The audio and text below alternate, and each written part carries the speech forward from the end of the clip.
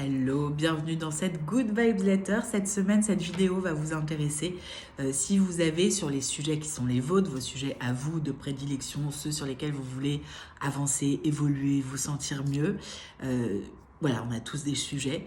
Si sur ces sujets-là, vous sentez que vous avez beau faire plein de choses, mais que ça n'avance pas, ne fonctionne pas, ne se transforme pas, ou si au contraire, vous avez l'impression que vous connaissez tous les tenants et les aboutissants, vous avez bien observé la situation, vous êtes bien mis en question et que ça ne bouge pas non plus, et cette vidéo va vous aider.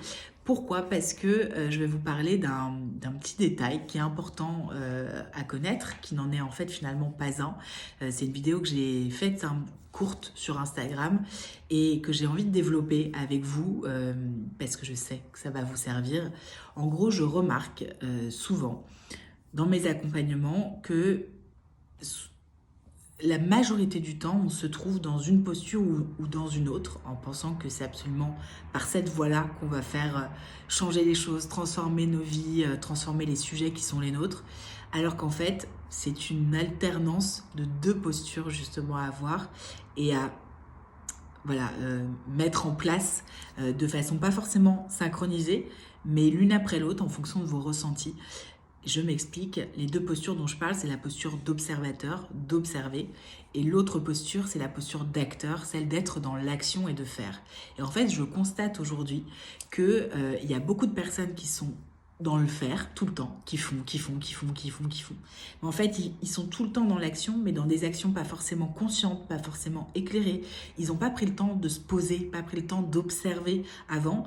Et donc, les actions, elles ne peuvent pas être ciblées, elles ne peuvent pas être ajustées en fait à ce dont vous avez besoin et à ce qui est important dans la situation de mettre en place parce que c'est de l'action un peu sans savoir d'où ça part vraiment et sans savoir où ça doit arriver vraiment. Donc c'est des actions qui vous épuisent souvent parce qu'il y a cette façon d'agir mais qui est complètement déconnectée de l'observateur.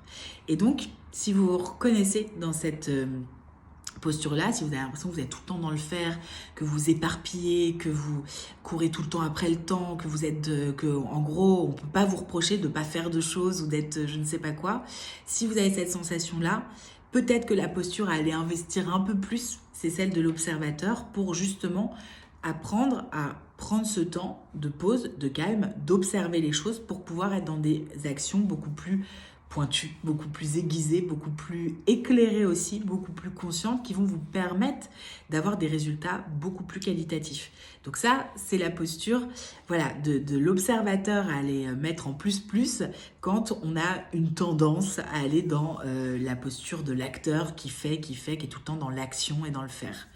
À l'inverse, je constate qu'il y a d'autres types de personnes, des personnes qui sont dans l'observateur souvent, donc c'est des personnes qui vont être à des niveaux d'expertise, ça se trouve vous êtes à des niveaux d'expertise sur votre sujet, si votre sujet c'est le stress, si votre sujet c'est le poids, si votre sujet c'est les finances, si votre sujet, quel que soit le sujet que vous voulez faire évoluer dans votre vie, vous êtes souvent à un niveau d'expertise peut-être parce que vous avez lu plein de choses, vu plein de conférences, fait des formations, que c'est tellement votre sujet que vous le maîtrisez, vous en avez fait le tour, les contours, tout ça.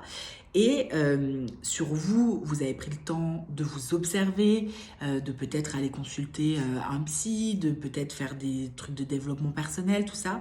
Donc toute la phase de l'observation, de comprendre où est le sujet, où sont vos enjeux, qu'est-ce qui vous bloque pas, d'essayer de vous dire tiens, je sens qu'il y a un truc qui bloque, donc je vais essayer d'aller débloquer. Voilà, toutes ces phases, on va dire plus d'observation de soi, de remise en question.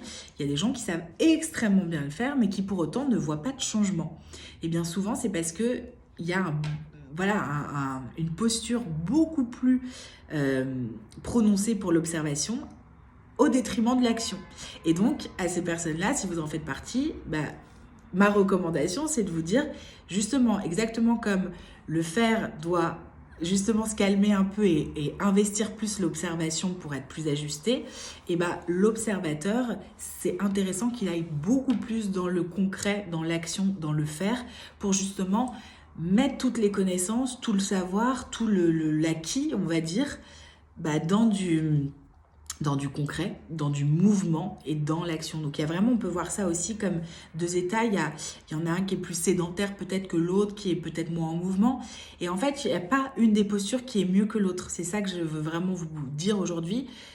On a besoin des deux. C'est-à-dire qu'un observateur qui se met jamais en action, il n'arrive pas à faire ce qu'il veut dans sa vie. Et quelqu'un qui est que dans l'action et qui n'observe jamais, et ben en fait, il s'épuise et il n'arrive pas non plus à aller là où il a envie d'être dans sa vie.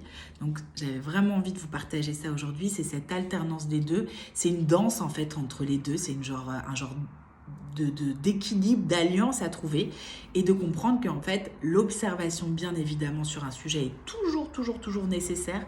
Prendre le temps pour soi est nécessaire au départ. Après vient le temps de la mise en action. Quand les actions ne portent pas leurs fruits ou sont pas au bon endroit, et ben peut-être reprendre ce temps de recul et ce temps d'observation pour se relancer dans des actions plus ajustées et plus ciblées.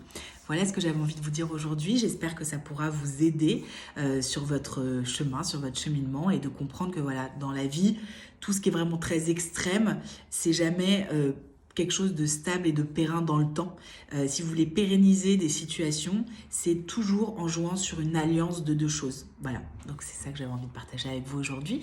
Je vous souhaite une très belle semaine, je souhaite aux observateurs de se mettre en action et je souhaite aux acteurs et qui sont beaucoup dans l'action de prendre des temps de calme, de repos et d'observation.